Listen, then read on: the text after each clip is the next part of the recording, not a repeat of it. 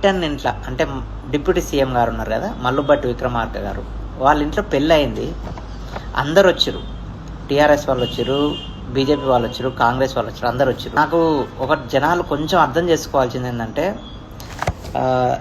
మనల్ని పాలించే వాళ్ళు అంటే ఎగ్జిక్యూటివ్ రాష్ట్ర స్థాయిలో అయినా దేశ స్థాయిలో అయినా పాలన మొత్తం ఒక కంట్రీ ఒక రాష్ట్రం మొత్తం పరిపాలించే వాళ్ళు అస్సలు రాజకీయ విమర్శలు తప్ప వ్యక్తిగతంగా వాళ్ళకి అసలు ఏమి ఉండవు. అలాగే మీరు గ్రామ స్థాయిలో చూడండి, వీనింట్లో పెళ్ళి అయితే వాడు విలువడు, వాని ఆపోజిట్ వానింట్లో పెళ్ళి అయితే వీడు విలువడు.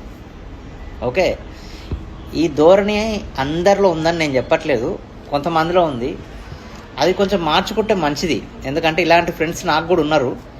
సో మీరు కూడా ఆలోచించుకోవాలి, రాజకీయాలని రాజకీయాలుగానే చూడండి. ఎందుకంటే one fine day we're all just human beings.